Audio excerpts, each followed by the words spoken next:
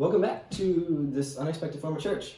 Obviously, this isn't how we planned on meeting this week, but we're thankful that we get to spend some time together, and that we still have the opportunity to do so, no matter how we do it. With everything that's going on, it's important that we remain connected to one another and willing to congregate in any way that we can. So, without further ado, we'll open with prayer. Dear God, thank you for today. Thank you that we get to come together as a congregation, even if we're not together in the same place. I pray for everyone that is struggling with sickness right now, that they would find their health and that they would come out of this stronger than when we went into it. And I pray that this goes over fast so we can come back together as a church sooner than later. In your name, amen. So we're all facing uncertain times at the moment, and I can't think of anything personally in my life where something like this has happened. I mean, I was around for not that many other pandemics. I was around for like swine flu and Ebola, but that wasn't to this scale. We didn't have to stay home all the time, still went to school. But on a real note, people could lose their jobs, they might get behind on payments, and unfortunately some people may lose loved ones as well. And it can be very easy to lose hope in times like this, especially if anybody lives alone. And this is an instance where we need to be as encouraging as possible, especially with anyone who requires help from others on a daily basis, like anyone who lives in a nursing home or anyone who just lives alone at their house. And even though the coronavirus has taken away a lot of what we're used to, a lot of good can still come out of this. The thing that needs to come out of this stronger is our relationship with Christ. Our inspiration for today comes from one of my favorite books of the Bible, which is Job. And Job is also one of my favorite people in the Bible, just because of how resilient his faith is. And I think that's a quality that we really need to look to right now. And his predicament is just extremely similar to what we're dealing with right now. So we'll open up with Job 1:1-5, which says, "In the land of Uz, there lived a man whose name was Job. This man was blameless and upright. He feared God and shunned evil. He had 7 sons and 3 daughters, and he owned 7,000 sheep, 3,000 camels, 500 yoke of oxen, and 500 donkeys. He had a large number of servants, and he was the greatest man among all the people in the east. His sons used to take turns holding feasts in their homes, and they would invite their 3 sisters to eat and drink with them. When a period of feasting had run its course, Job would send and have them purified.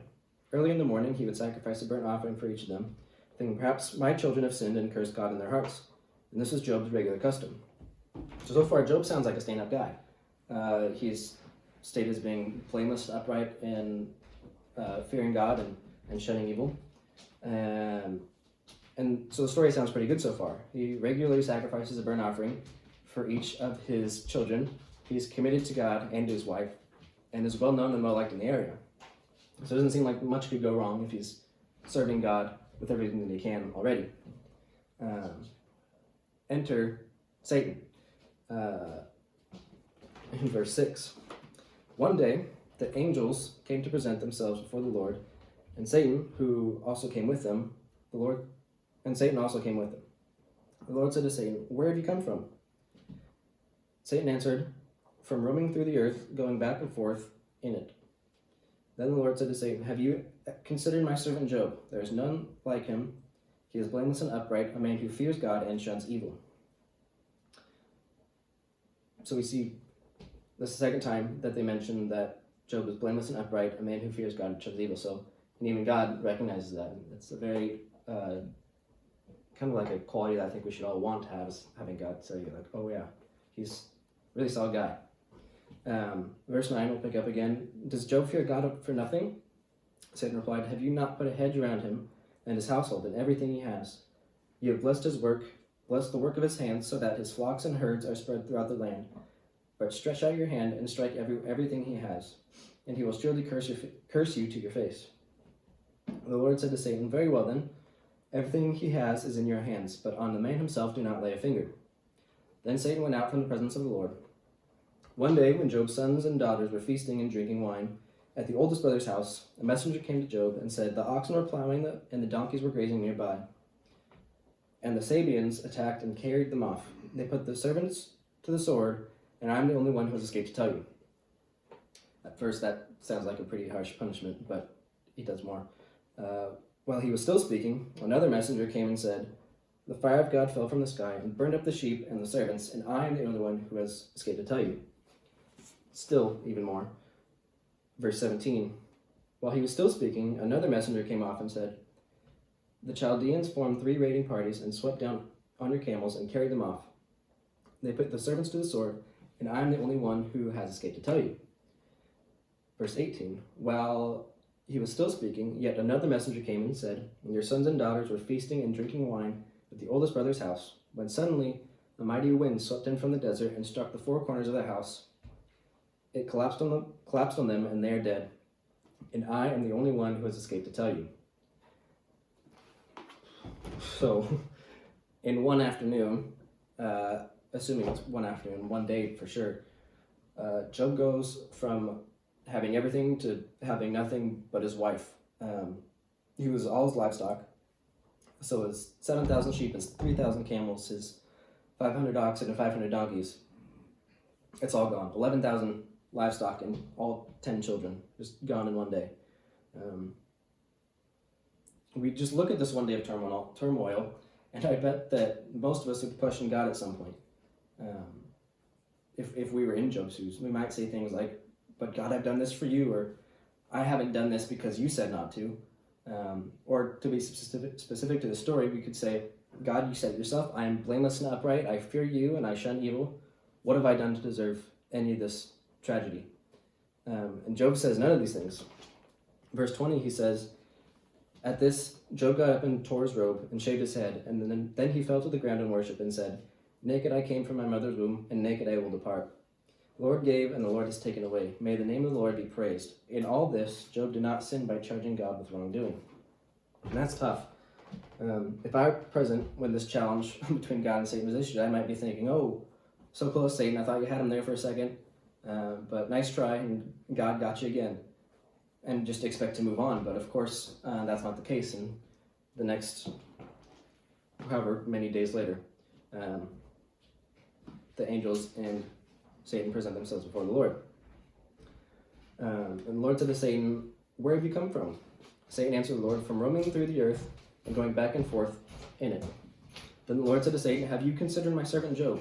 There is no one on earth like him. He is blameless and upright, a man who fears God and shuns evil," the 3rd time that's mentioned. "And he still maintains his integrity, though you incited me against him to ruin him without any reason." "Skin for skin," Satan replied. "A man will give all he has for his own life. But stretch out your hand and strike his flesh and bones, and he will surely curse you to your face." The Lord said to Satan, "Very well then, he is in your hands, but you must spare his life." So Satan went out from the presence of the Lord and afflicted Job with painful sores from the soles of his feet to the top of his head. Then Job took a piece of broken pottery and scraped himself with it as he sat among the ashes. His wife said to him, "Are you still holding on to your integrity? Curse God and die." He replied, "You are talking like a foolish woman. Shall we accept good from God and not trouble?" In all this, Job did not sin in what he said. An important verse here is verse 3.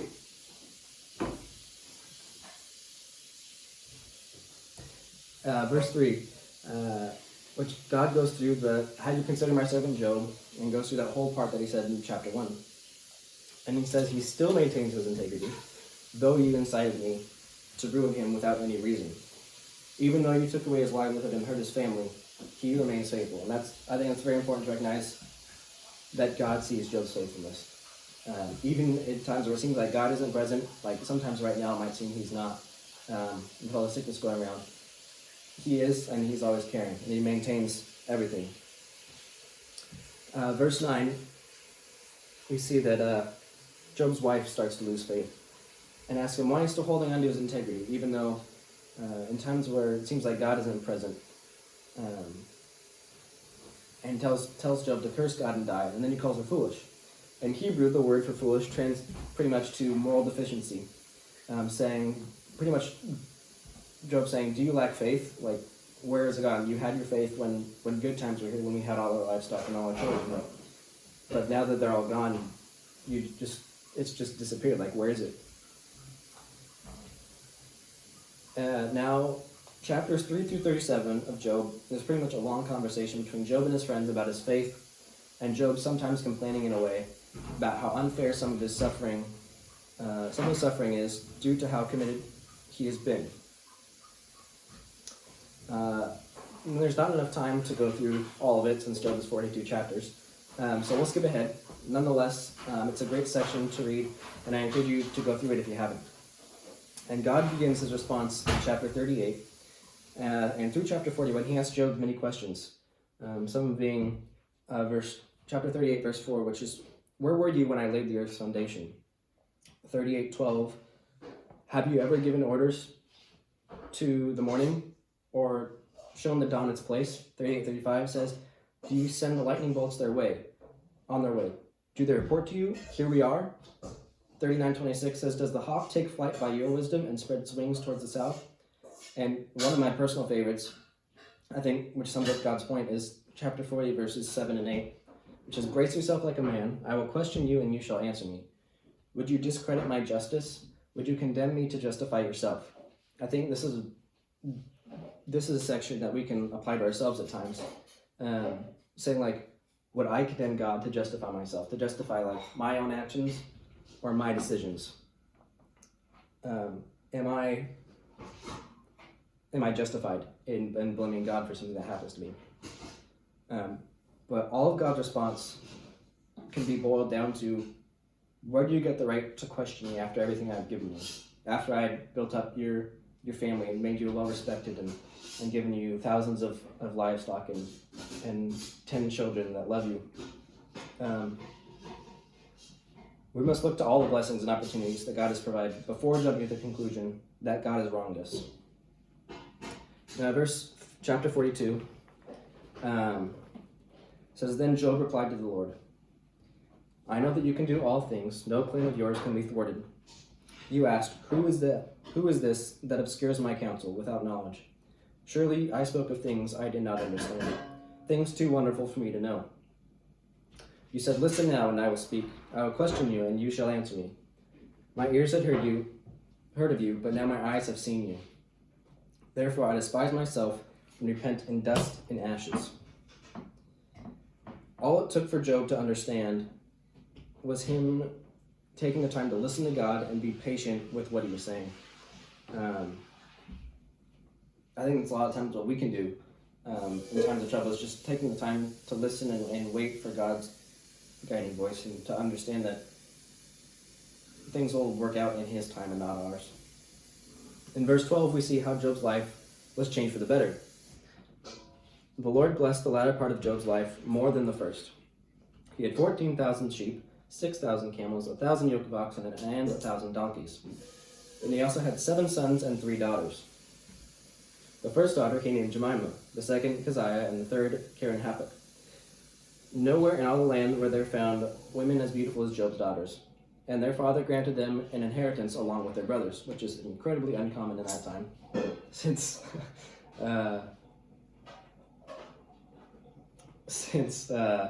women were not seen as high as men were, which also states too, Job, his wealth was incredibly high after the fact.